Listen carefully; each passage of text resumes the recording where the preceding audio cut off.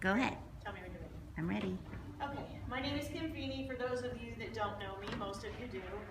Today I'll be giving you a brief speech on total wellness. Have any of you ever actually heard the term wellness? Do you have any exposure to that term? For sure, yeah. Yes, pardon?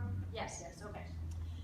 Wellness can mean a lot of things. A lot of times, commonly, if you looked up wellness on the internet, you would probably find out, things about fitness and nutrition. But it can actually mean a lot of things, as you can see from my board here. While I'm not an expert in the wellness field, I do work in HR, and I've worked for the city of Clearwater. I've worked in the department since 2008, and basically have gotten in kind of like on the ground floor of our wellness program. We now have a wellness specialist that is very good. She inspires a lot of people to be well. And so I feel like, I know a little bit about it, and I want to share that with you today. So I want to try to help you understand that wellness isn't just about physical fitness and nutrition, but there's a lot more to it than that. So first of all, I want to talk about physical wellness, which is the most common one that you would see. It is a big component of wellness, but as the President's Physical Fitness Council, their statistics show that actually only about less than 5% of adults get the recommended intake, the recommended time for physical fitness per 30 minutes per day.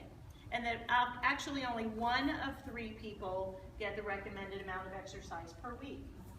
And there are 4 actual intake amounts that the United States Americans have that are over the intake amount. That is solid fats and additional sugars, and saturated fats, sodium, and I think that's it. And their data from 2009, 2010, there actually are 78 million adults and 12.5 million children and adolescents who are obese. So we have a lot of work to do in that area in the United States. There's a website that's called Mind Body Green. They talk about the hydration. I have on here hydration as one of the things as well. They talk about that not only do we have hunger pains, but you can actually have thirst pains. When we're dehydrated, there's been some joint pains that are related to dehydration. Also, you can have a loss of energy. For just a 5% drop in water intake, you will actually have a result of 25 to 30% loss in energy. So hydration is very important in your physical fitness as well. They also have linked allergies and asthma to dehydration, because what happens when you're dehydrated is it actually releases histamines. And so that can affect your allergies and asthma. And the CDC actually also has a statistic that says only 58% of people in America, I've got sunscreen on here as well, only 58% of people use some sort of, at least one form of sun protection. Now we know that that's very important, especially living in Florida. That would be either shade, sun protective clothing, or sunscreen. So we know that physical wellness and mental wellness are very much related. And a lot of these things actually on the board, you will see a lot of crossover things. So experts actually sometimes recommend healthy nutrition and healthy exercise, and that will help your mental health as well. And it is part of it, and I've noticed when I did the audience analysis, I sent you the questionnaires before, that the mental health piece, and mainly related to stress, was probably the weakest area that everybody marked. The Canadian Mental Health Association actually said that mental health is just as important as physical health. And we know that stress reduction is a major part of mental wellness. The Mayo Clinic says that it can actually affect not only our body, but our behavior and our mood. And that's probably pretty obvious to most of us. Interestingly enough, social connections at work or at school or in a church environment, those are all things that help our mental awareness or our mental health as well. They help us feel connected, and we have that sense of belonging, and that helps our mental health. If you looked up mental health, you would probably also find something about, I've got on the board, something about breathing. Usually if you take deep breathing, Deepak Chopra will give you some exercises that you can do, and that actually can be linked to blood pressure, reducing your blood pressure, reducing stress. I know when I go to the doctor, I tend to get that anxiety, about your blood pressure, and so if you just kind of take some deep breaths, that'll actually help reduce the stress. And then there's a book called, or an article actually called 8 Wellness Trends That Might Change Your Life. I've got a couple pictures of sunlight and candlelight and things on there as well. I don't know if you've ever known anybody with seasonal depression, but they actually have like a light therapy that they use with a special light bulb. And they've also proven that by being outside in the sunlight, that reduces, that gives out, helps your endorphins, and it raises your serotonin level, which makes you feel relaxed and more happy. So many of the wellness strategies overlap, like I said before. So mental and spiritual, you'll notice that, if you looked it up, a lot of times they'll have, one of the things that they have in common is meditation. Meditation obviously helps your mental health as well. The research conducted at the University of California, Davis, said that spiritual wellness practices such as going to worship regularly or praying are all things that help us connect to our higher being, which as Christians is Jesus for us. The same department also conducted a study where they had a third of the people write down 5 things that were either stressors or anxious things for them. They had another third that wrote down things that that they were grateful for, and then they had another third that wrote down 5 things that affected their life. The results showed that the group that had the gratitude, that showed the grateful things and that had a focus of gratitude, those were the ones that had less complaining, they had less complaints, they had better health, and they had more energy.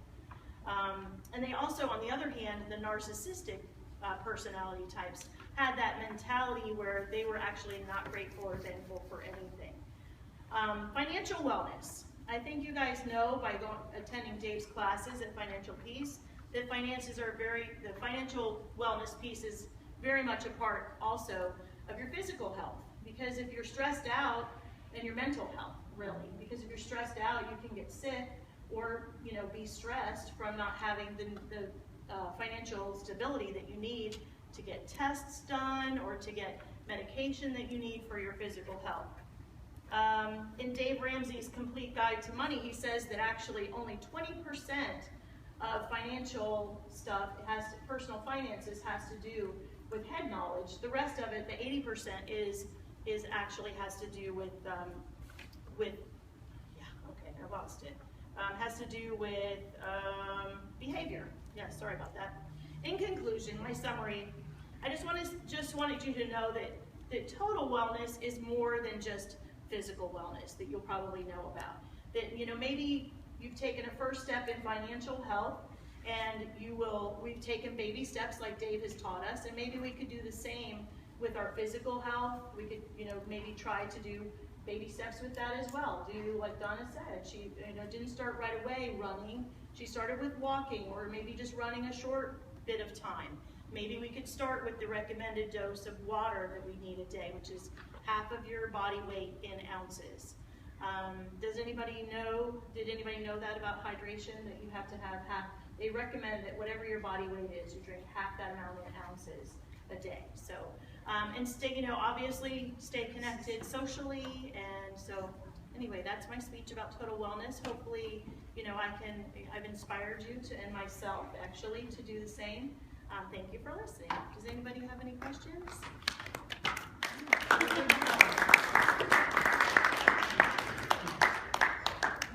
So you said that we're supposed to drink half of your body. Yeah, so like if you weighed 100 pounds, then you're supposed to drink 50 ounces of water a day. Yes, that's what they recommend. So I've been doing that for years.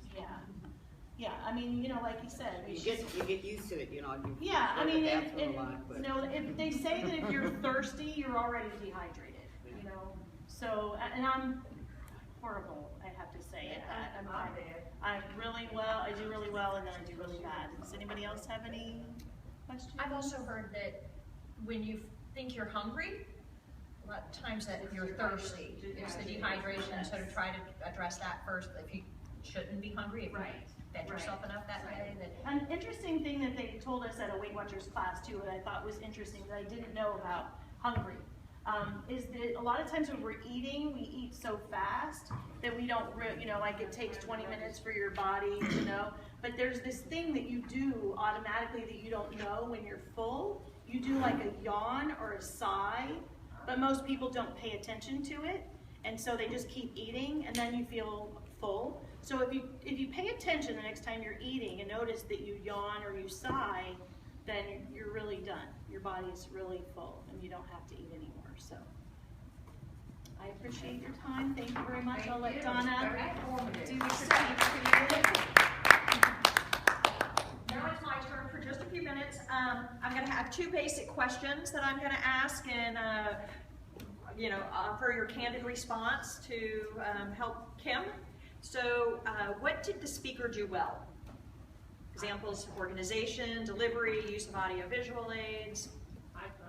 Good eye contact. I think she was well prepared.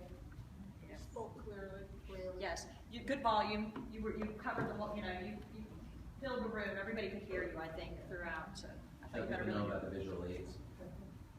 Yes, you refer to your visual aids. Yes. Go ahead, Steve. They're too far away. Too far away? Okay. Need to be bigger, or maybe I should have projected something like that.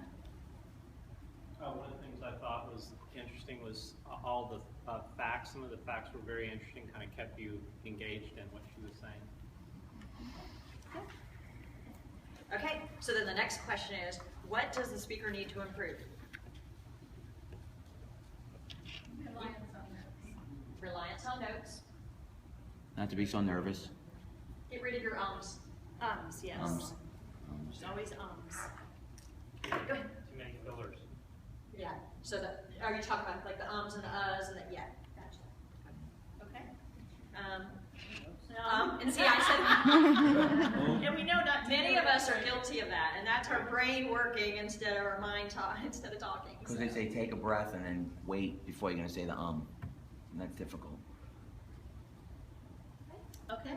I appreciate your time. Thank you so much for, taking an extra time out on a Sunday night. Appreciate it. And you want me to collect these? Yes, if you could, that'd be great. Thank you. Thank you. I was really nervous this year.